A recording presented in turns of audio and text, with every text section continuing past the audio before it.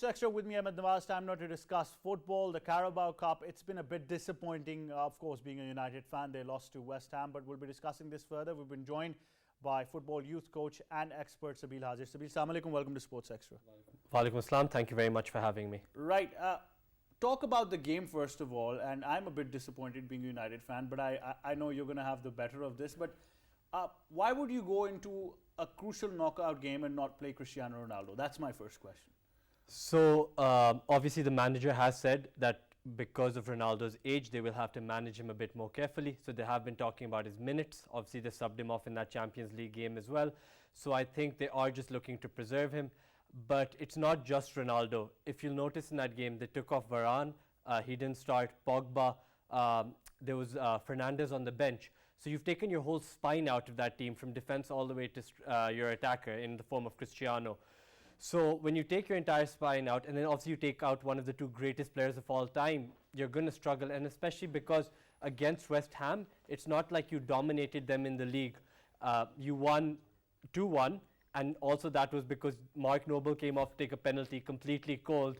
And if the Euros have taught us anything, that's not a great strategy. So there were a lot of problems going into that game in terms of getting players in the middle who they should have had. They should have had Pogba and they should have had Fernandes starting that game.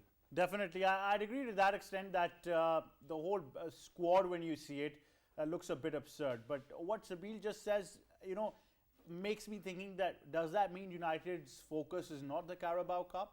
Does that mean that was not a game they wanted to completely win? And I think that might just be a problem. Also joining us on Sports Extra, we've got sports expert Ali Mehdi. Assalamu alaikum, how are you? Walaikum salam, I'm very well, thank you. What Sabeel just said, and I'll continue that argument, that we saw a squad that was not at full strength. Does that mean that's not our priority right now to go to a knockout Carabao Cup game and not win? Look, Ahmad, I'm going to see it from a different perspective, and that being that, look, this is the Carabao Cup. This is where you test your mettle. This is where you test your squad. I mean, I would disagree over here. I think what you needed to do is that you need to test your squad over here. We have a big squad over here. We have to prioritize all these tournaments. We have the FA Cup later this year. We have the Champions League, which is ongoing right now, and then obviously the Premier League. You won the trophies. But at the same time, you won the Carabao Cup. You have to test the players which are not playing in the Premier League. So for that reason, they had to play the players which they were playing yesterday. You could argue that Ronaldo should have been on the bench, Fernandes should have played, but I think the team he played yesterday was the right team actually. Right team, of course, but if we look at the stats and talk about numbers right now, Sabeel, you're the expert on this. United had 61% of the possession. They had about 27 shots as compared to 9 by West Ham. Shots on target, 6 and 3. If I talk about pass accuracy, 84%, 75% for them. 7 corners up against 5.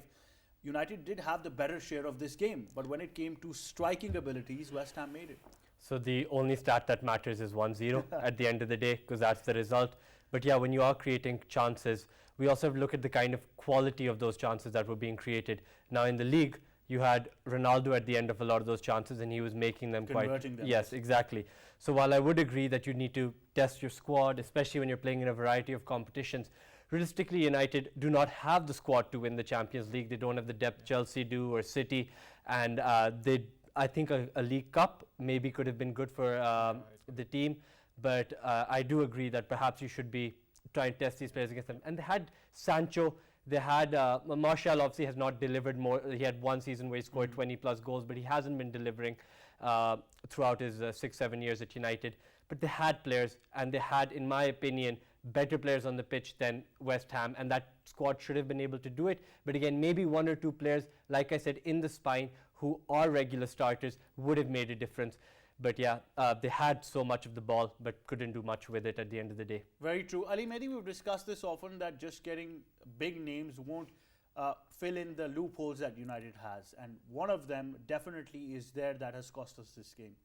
Look, the thing over here with Manchester United is that you have the big game player, you have the big players. United have such a good squad over there too. But yesterday, while they actually played well, a number of players played very well yesterday. I thought Van Beek played his best game in a United shirt yesterday.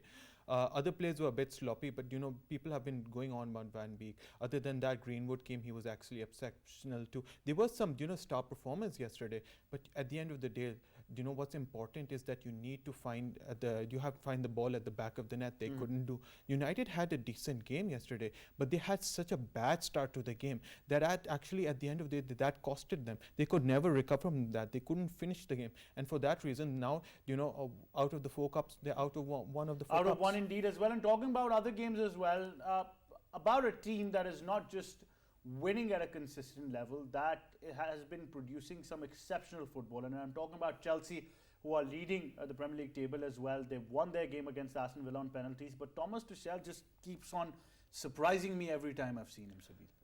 He is an exceptional coach. When he went to PSG, I was a bit worried because when Munir left, he spoke about how the culture in PSG was just about getting the ball to the front three and hoping they create something. Now I'm like, that's not what he is as a coach. He was exceptional in Germany. So for him to come to the Premier League and find his mojo again, you could say, it's really good to see. And I think in that game, Kepa again delivered on penalties. Of course, he did that in the UEFA Cup as well, saving 2 crucial penalties to give them that cup. And I think it was really brave of him to stick with Kepa in this match as well. And he repaid his faith with an early save as well. And then obviously Reece James had an exceptional game. And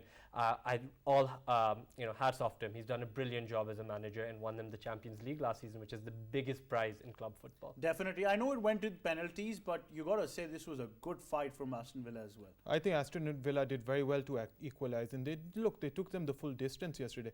Yeah, Aston Villa could have actually give them a mighty good old scare. But look, at the end of the day, I think that he did very well yesterday. I think Kepa actually is very good. He's a penalty specialist. He did very well. He actually saved those penalties.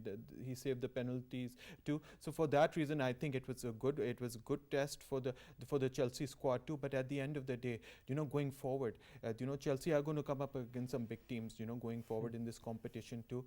But it just shows the squad depth. You're talking about squad depth. Chelsea have the best squad depth in the whole of Europe. They can conquer all these tournaments, all these competitions too, and it shows that they mean business this year. And with Thomas Tuchel, an experienced manager, they are looking like an unstoppable force in all the tournaments. Final thoughts, you agree? When he says squad depth, probably one of the best right now? I agree. It is definitely one of the best in Europe. I think, the likes of Bayern Munich are still going to give them a tough time.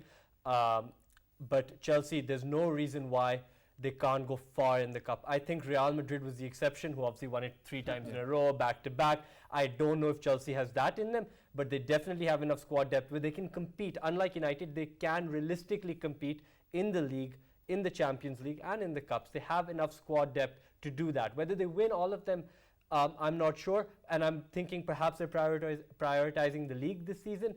But yeah, definitely they do have the depth, and in the Premier League, them and City really, really have good all-round squads. Definitely. Sabeel and Mehdi, thank you so much for joining us. That's all we have time for. On that note, we're going to say goodbye.